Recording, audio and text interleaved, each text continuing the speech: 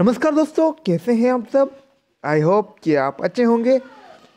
और मैं विक्रम रावत हर रोज़ की तरह आज फिर आपके साथ एक नया वीडियो लेकर आया हूं, जिसमें हम साइंस के कुछ इम्पोर्टेंट क्वेश्चन हैं उनके बारे में देखेंगे। तो दोस्तों, वीडियो को स्टार्ट करने से पहले यदि आप चैनल पर नए हैं तो चैनल को सब्सक्राइब कर दें और वीडियो को लाइक कर दें। स्टार्ट करते हैं। पहला क्वेश्चन RH फैक्टर संबंधित है। दोस्तों, जो RH फैक्टर होता है वह किससे संबंधित होता है?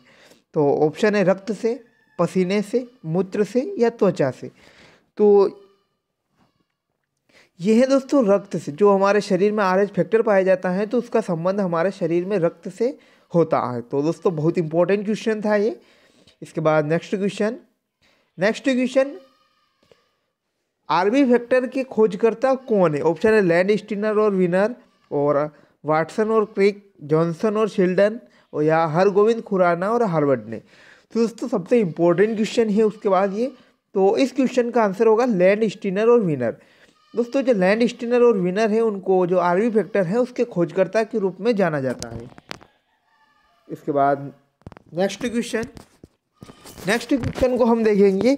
रक्तचाप नियंत्रण होता है। दोस्तों, जो शरीर में रक्तचाप होता है वो किसके कारण नियंत्रण होता है? ऑप्शन है पीयूष ग्रंथि, जिसे मास्टर ग्रंथि भी कहते हैं, थाइमस ग्रंथि, या एड्रिनल ग्रंथि, या पीनियल काय ग्रंथि। तो ये होगा दोस्तों एड्रिनल ग्रंथि। जो हमारे शरीर में वक्र यानी किडनी होती हैं उसके ऊपर जो ग्रंथि पाई जाती है उसे एड्रिनल ग्रंथि कहते हैं। दोस्तों, जो एड्रिनल ग्रंथि होती है हमारे रक्तचाप को नियंत्रित करती है। और जब आपात स्थिति में जो होता है एड्रिनल जो हार्मोन स्रावित करके हमारे शरीर को क्षमता प्रदान करती है। नेक्स्ट, रक्त को शुद्ध कौन करता है? ऑप्शन है वृक्क यानी किडनी, फेफड़े, लंग्स, अग्नाशय या यकृत। तो इसका होगा दोस्तों वृक्क। जो हमारे शरीर में वृक्क यानी किडनी होती है, शरीर में जो रक्त को शुद्ध करने का कार्य मुख्य रूप से वह करता है। इसके बाद नेक्स्ट देखेंगे मूत्र का निर्माण होता है। तो जो हमारे शरीर में होता है दोस्तों, मूत्र का निर्माण कहाँ होता है? ऑप्शन है वृक्क, किडनी, या फेफड़े, अग्नाशय या यकृत।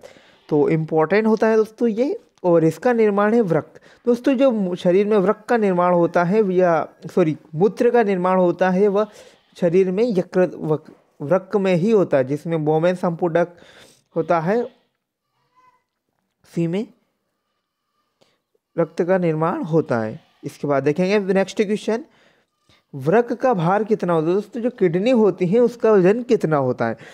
ऑप्शन ए 150 ग्राम, 900 ग्राम, 800 ग्राम या 120 ग्राम। तो यह है दोस्तों 150 ग्राम। जो हमारे शरीर में वृक्क यानी किडनी होता है उसका जो भार होता है 150 ग्राम होता है। इसके बाद देखेंगे नेक्स्ट क्वेश्चन जो है मानव गुर्दे में पथरी बनने वाली पथरी होती है। तो दोस्तों, जो हमारे मानव शरीर में जो पथरी होती है वह किसकी बनी होती है? Important question. ऑप्शन है calcium oxalate, calcium sulphate, iron sulphate या आयरन ऑक्साइड। Calcium oxide. दोस्तों, इंपॉर्टेंट क्वेश्चन, और इसका आंसर होगा कैल्शियम ऑक्सलेट। जो दोस्तों हमारे गुर्दे यानी पथरी जो किडनी होती है उसमें जो पथरी होती है उसमें जो बने वाला पदार्थ होता है वह मुख्य रूप से कैल्शियम ऑक्सलेट के रूप में शरीर में पाया जाता है। इसके बाद नेक्स्ट क्वेश्चन, रक्त का क्षारीय या pH मान कितना होता है? दोस्तों, 7 या 7.4 या 5 या 9। तो ये होगा दोस्तों 7.4। जो रक्त का pH मान होता है वह 7.4 होता है, जबकि जो 7 होता है दोस्तों वो उदासीन होता है। 1 से 7 तक आप देखेंगे अम्लीय, और 7 जो होता है वह उदासीन होता है, और 8 से अगर 14 तक जो होता है दोस्तों उसे हम मुख्य रूप से क्षारीय कहते हैं। जो कि हमारे शरीर में जो रक्त पाया जाता है मुख्य रूप से कुछ मात्रा में इसमें क्षार उपस्थित होते हैं।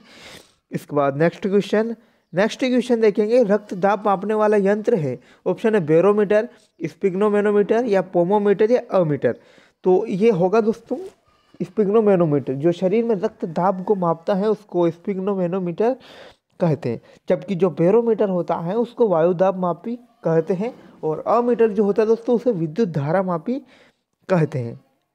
इसके बाद नेक्स्ट क्वेश्चन, नेक्स्ट क्वेश्चन देखेंगे, संसार का सबसे बड़ा पुष्प कौन सा है?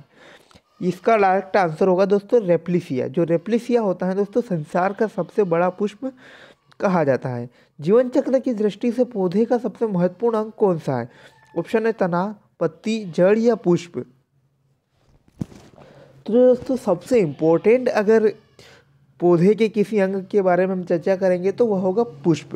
दोस्तों पुष्प सबसे इम्पोर्टेंट जो जीवन चक्र होता है पौधे का, और उसी के कारण जो उसी में ही जो निषेचन की सारी प्रक्रिया होती है पुष्प में।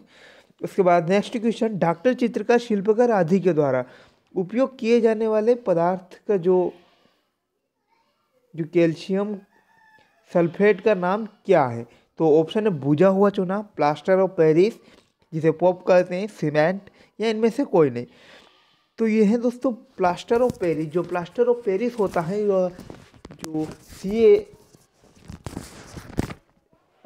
1/2H2O जो होता है उसे मुख्य रूप से प्लास्टर ऑफ पेरिस कहा जाता है। इसका उपयोग जो मूर्तियाँ, चित्रकार या शिल्पकार जो होते हैं इसका उपयोग मुख्य रूप से करते हैं। इसके बाद नेक्स्ट क्वेश्चन, सोने के आभूषण में बनाते समय उसमें कौन सी धातु मिलाई जाती है? ऑप्शन है जिंक, लेड, पारा या तांबा।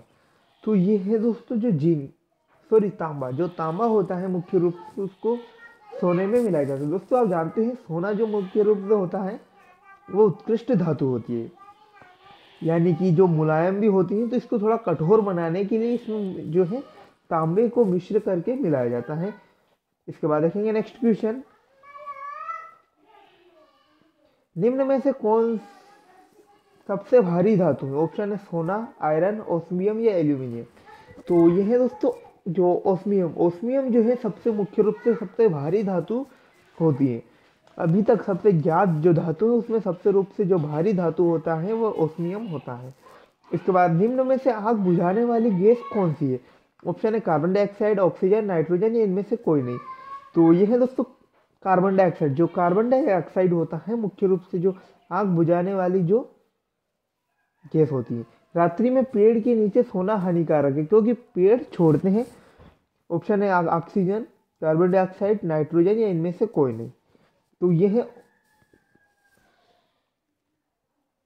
Carbon dioxide. दोस्तों पौधे जो होते हैं रात्रि में जो प्रकाश संश्लेषण की क्रिया नहीं करते हैं जिसके कारण ये रात्रि में कार्बन डाइऑक्साइड छोड़ते हैं, जबकि जो दिन में जो होते हैं पेड़ पौधे ऑक्सीजन गैस छोड़ते हैं। इसके बाद देखेंगे नेक्स्ट क्वेश्चन, मानव शरीर में प्रचुर मात्रा में कौन सा तत्व पाया जाता है? ऑप्शन है कार्बन, एसिटिक अम्ल या ऑक्सीजन, नाइट्रोजन या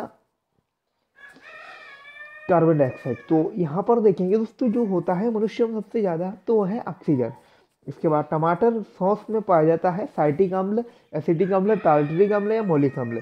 तो ये होगा एसिटिक अम्ल। जो टमाटर होता है उसमें मुख्य रूप से एसिटिक अम्ल पाया जाता है।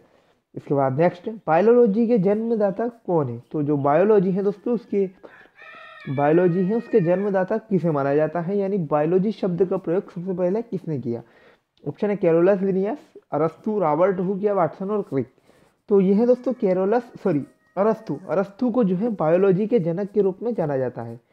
इसके बाद सेकंड लास्ट क्वेश्चन, किस पौधे का फल भूमि के नीचे पाया जाता है? ऑप्शन है सोयाबीन, चना, मटर या मूंगफली। जो मूंगफली होता है दोस्तों उस पौधे में फल जो है भूमि के नीचे पाया जाता है।